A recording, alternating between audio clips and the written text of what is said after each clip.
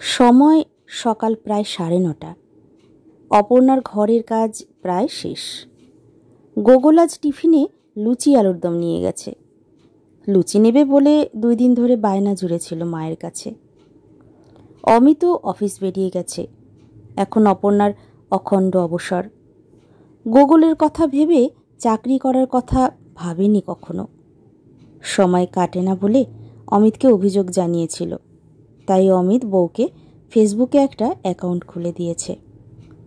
এখনও ভালো মতো সড়গড় হয়নি ব্যাপারটা অপর্ণার। অবসরে সোফায় বসে একটু ঘাটাঘাটি করে পুরনো বন্ধুদের খুঁজে পাওয়া যায় কি না। না, সেরকম কাউকেই তো পাওয়া গেল না। ধুর বলে বিরক্ত হয়ে সোফা থেকে উঠতে যেতেই হঠাৎ ফোনে নোটিফিকেশনের আওয়াজ এলো। বন্ধুত্বের অনুরোধ পাঠিয়েছে আকাশ মিত্র। নামটা দেখেই বুকের ভিতরটা মোচড় দিল অপর্ণার। তাড়াতাড়ি ছবিটা দেখল। হ্যাঁ, এই তো আকাশ, যাকে ও পাগলের মতো ভালোবাসত। আকাশও ভালোবাসত, তবে অপর্ণার বাবা রাজি না হওয়ায় অভিমান করে দূরে সরে গিয়েছিল।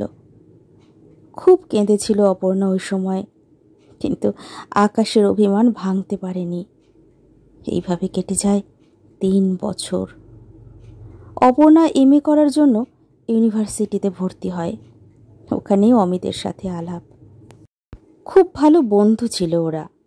অপর্ণা চুপচাপ থাকতো দেখে অমিতকে জিজ্ঞাসা করেছিল ওর কষ্টের কথা। অপর্ণা সবটাই বলেছিল। ধীরে ধীরে কাছে আসতে থাকে ওরা। আকাশ মিলিয়ে যেতে থাকে অপর্ণার মন থেকে। কিছুদিন পর অপর্ণা খবর পায় আকাশ বিয়ে করেছে। তার ঠিক 4 মাস বাদে অপর্ণার বিয়ে হয়। 10 বছরের সুখী দাম্পত্য, একটি সন্তান। অপর্ণা এখন পুরোদস্তুর গৃহিণী। স্বামী হিসেবে অমিতের জুড়ি মেলা ভার। বন্ধু এবং স্বামী দুটোরই মেলবন্ধন হলো অমিত। সোফায় চুপচাপ বসেছিল অপর্ণা। আকাশ কেমন আছে সেটা জানার এক দুর্নিবার ইচ্ছা ওর মাথায় চেপে বসেছিল। গলার কাছে কান্নাগুলো দলা পাকিয়ে উঠছিল। তাহলে কি আকাশকে কখনো ভুলতেই পারেনি? আকাশের অনুরোধ গ্রহণ করল অপর্ণা। সাথে সাথেই মেসেজ এলো, কেমন আছো অপু? কত বছর তোমাকে দেখিনি, আমাকে মনে পড়ে? খুব কষ্ট দিয়েছি তোমাকে জানি, তাই হয়তো সুখী হতে পারলাম না। একবার দেখা করবে অপু? খুব দেখতে ইচ্ছে করছে তোমাকে। অপর্ণারও যে খুব দেখতে ইচ্ছে করছে আকাশকে, তাই রাজি হয়ে গেল। একটিবার দেখেই চলে আসবে। রবিবার দেখা হবে ওদের। এই 2টি দিন যেন কাটতেই চাইছিল না অপর্ণার। মনে হচ্ছিল যেন বয়স 20 বছর পেঁচিয়ে গেছে। নিত্যদিনের কাজে ভুলভ্রান্তি হচ্ছিল। অমিত কি কিছু বুঝতে পারছে? ওর চোখে তো কিছুই এড়ায় না। এই কথা ভেবে আরও ধুকপুকুনি বাড়ছিল অপর্ণার। এমন সময় হঠাৎ করে অমিত বলে উঠল, কি রে, তোকে যে ফেসবুকে অ্যাকাউন্ট খুলে দিলাম, খুঁজে পেলি কাউকে? বিয়ের 10 বছর পরে ওরা তুইতেই আটকে রয়েছে এখনো। অমিতের কথায় চমকে উঠল অপর্ণা। কিছু কি টের পেয়েছে অমিত? অগোছালোভাবে বলল, সেভাবে আর খুঁজিনি রে। অমিত হেসে বলল, তোকে দিয়ে কিচ্ছু হবে না, আমাকেই খুঁজে দিতে হবে দেখছি। অপর্ণার কথা না বাড়িয়ে স্নানে চলে গেল। দেখতে দেখতে রবিবার চলে এলো। অপর্ণা অমিতকে বলল, স্কুলের বন্ধু পিয়া অনেকবার ওর বাড়ি যেতে বলেছে, তাই ভাবছি ওর বাড়ি দেখা করে আসি। অমিত বলল, যা না, ভালোই তো, আমি আছি গোগলের কাছে। অমিতকে এই প্রথম মিথ্যে বলল অপর্ণা। মনটা খচখচ করছিল। দ্রুত পায়ে বেরিয়ে গেল অপর্ণা। নির্দিষ্ট সময়ের কিছু আগে কফি শপে পৌঁছল। জানুয়ারি মাসের 2য় সপ্তাহ, গরমের রেশটুকুও নেই। তবুও কপালে বিন্দু বিন্দু ঘাম জমেছে অপর্ণার। একবার মনে হলো বেরিয়ে চলে যায়। এইসব ভাবতে ভাবতেই আকাশ ঢুকল। প্রায় 20 বছর বাদে দেখছি আকাশকে। চশমা ছাড়া আর সব একই আছে। অপর্ণার দিকে হাসি মুখে এগিয়ে আসছে আকাশ। কয়েক মুহূর্তের নীরবতা, সেটা আকাশই প্রথম ভাঙল। কেমন আছো অপু? আর আমায় মনে পড়ে না, তাই না? অপর্ণা রাগ মাখানো গলায় বলল, তুমিও তো ভুলে গেছিলে আমায়, তাই তো বিয়ের কার্ডটা বান্ধবীর হাত দিয়ে আমাকে পাঠিয়েছিলে। এতটা অপমানের প্রয়োজন ছিল কি? আকাশ হেসে বলল, তা ঠিকই বলেছ। আসলে কি জানো তো, আমার অভিমানটা বরাবরই একটু বেশি।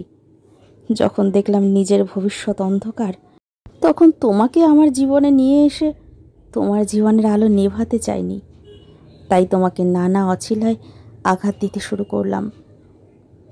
তবে এটা তুমি বিশ্বাস করবে কি না জানি না, তোমাকে যত না আঘাত দিয়েছি, নিজেকে রক্তাক্ত করেছি অনেক বেশি।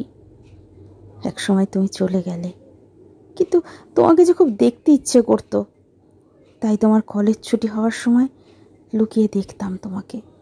ইচ্ছে করতো ছুটে গিয়ে বলি, অপু, আকাশ আজও শুধু তোমাকেই চায়। তারপর খবর পেলাম তুমি এমই করছো। ভাবলাম ভালোই হয়েছে, এই 2 বছরের মধ্যে আমি ঠিক একটা জুৎসই চাকরি জুটিয়ে ফেলতে পারবো। 1 বছরের মধ্যে জুটেও গেল জানো। ঠিক করলাম সেই দিনই তোমার বাড়ি যাব। তোমার বাবা অমত করলেও নিয়ে আসবো তোমায়। অনেক কষ্ট পেয়েছি আমরা, আর নয়। তোমাকে চমকে দেব বলে ফোনটাও করিনি তোমায়। সেদিন তোমাদের বাড়ি যাবার পথে তোমার বান্ধবী দেবস্মিতার সাথে দেখা। ও বলল, তুমি ফিরে যাও আকাশদা, অপর্ণা জীবনে অনেকটাই এগিয়ে গেছে। অমিত এখন ওর জীবনের সব কিছু। ওরা খুব শিগগিরই বিয়ে করতে চলেছে। প্রথমটায় বিশ্বাস হয়নি জানো, তুমি আমাকে ছাড়া কাউকে ভালোবাসতে পারো, এটাতে ধাতস্থ হতে একটু সময় লেগেছিল।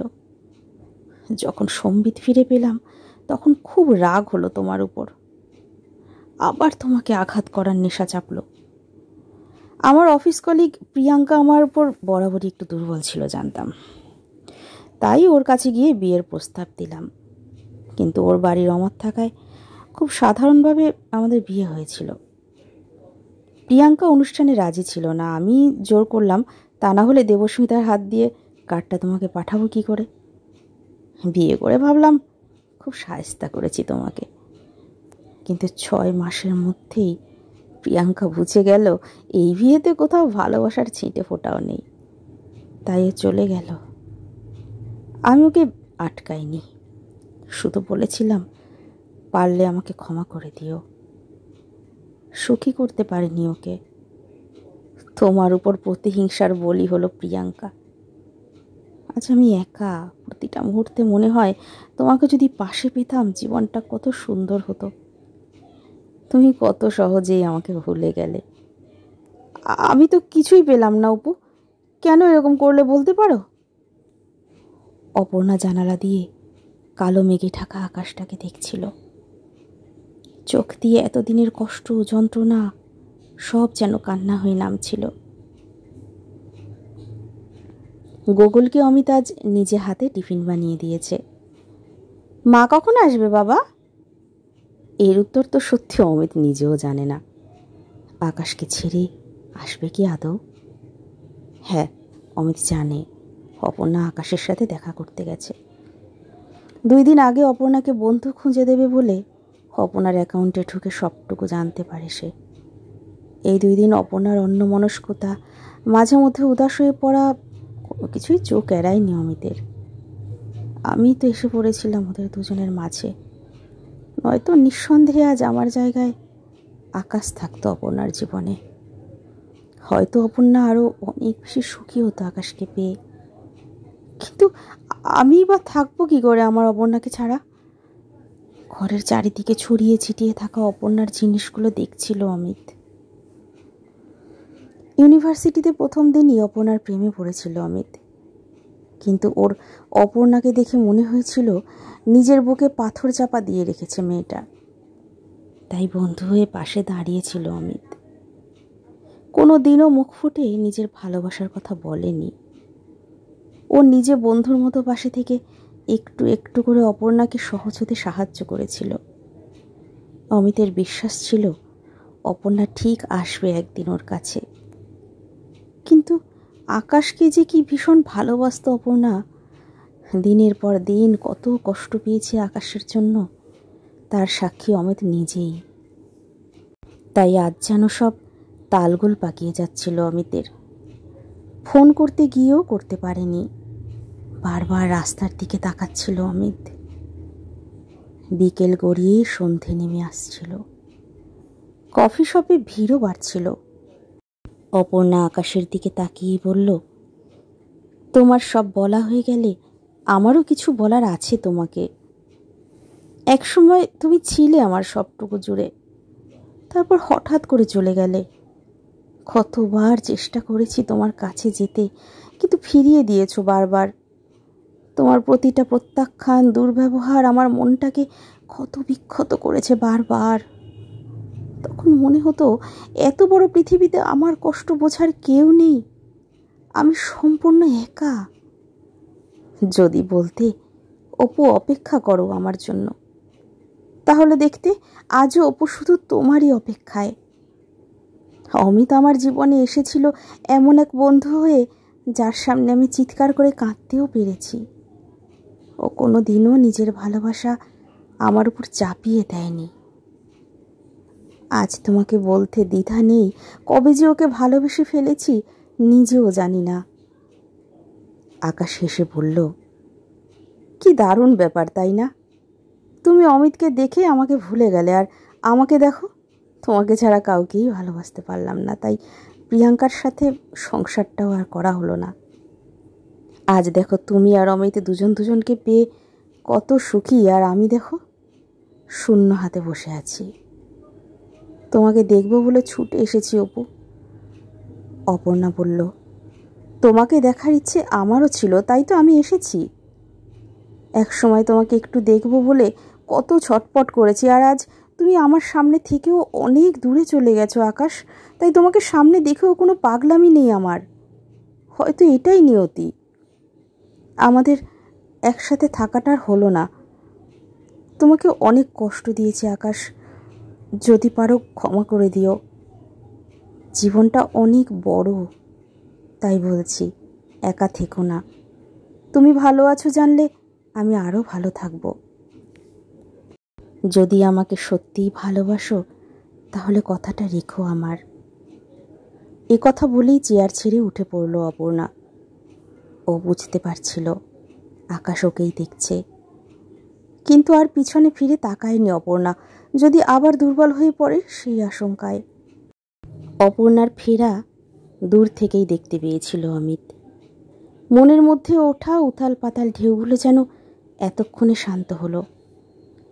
অনেকক্ষণ পর মাকে পেয়ে গোগল কিছুতেই ছাড়ছিল না, নিজের আঁকা ছবি মাকে দেখাচ্ছিল গোগল। অমিত লুকিয়ে লুকিয়ে অপর্ণাকে দেখছিল। অপর্ণাকে দেখে মনে হচ্ছিল ক্লান্ত ও বিধ্বস্ত। অমিত বলল, আমি চা বানাচ্ছি, যা তুই হাত মুখ ধুয়ে আয়। অপর্ণা ম্লান হেসে চলে গেল। অপর্ণা চায়ে 2 চামচ চিনি খায়। আজ অমিত ইচ্ছে করেই চিনি কম দিয়েছিল অপর্ণা কিছু বলে কিনা দেখার জন্য, কিন্তু দেখল অপর্ণা চুপচাপ চা খেয়ে নিল। অন্য সময় হলে চেঁচিয়ে বাড়ি মাথায় করত। এত কষ্ট পাচ্ছে আমার অপর্ণা, আর আমি চুপচাপ দেখছি শুধু, কিছুই তো করতে পারছি না। নিজেকে এতটা অসহায় আগে কখনো লাগেনি অমিতের। রাতে খাওয়া দাওয়ার পর বিছানায় চুপ করে বসেছিল অপর্ণা। অমিত ঘরে ঢুকে বলল, কি রে, কি এত ভাবছিস শুনি? অপর্ণা বলল, ঘুম আসছে না রে। অমিত হেসে বলল, তুই শুয়ে পড়, আমি তোর মাথায় হাত বুলিয়ে দিচ্ছি। অপর্ণার চোখ বন্ধ। অপর্ণার যন্ত্রণা কাতর মুখটার দিকে তাকাতে পারছিল না অমিত। আজ যেন আবার নতুন করে প্রিয় বান্ধবী, স্ত্রী এবং গোগলের মাকে ফিরে পেল অমিত। অপর্ণা ঘুমিয়ে পড়েছে দেখে অপর্ণার গায়ে চাদরটা টেনে দিয়ে ঘরের আলো নিভিয়ে গোগলের কাছে গেল অমিত। রোজ রাতে অপর্ণার কাছে গল্প শুনে তবেই ঘুমোবে গোগল। আজ অমিত গল্প বলার দায়িত্ব নিয়েছে। গোগলকে বলেছে মাকে বিরক্ত না করতে। খাটের পাশে ফোনটা রাখা অপর্ণার। আকাশের মেসেজ এলো, ভালো থেকো অপু। অপর্ণা তখন গভীর ঘুমে আচ্ছন্ন। অমিত যে পরম আদরের হাত বুলিয়ে দিয়েছে ওর যন্ত্রণায়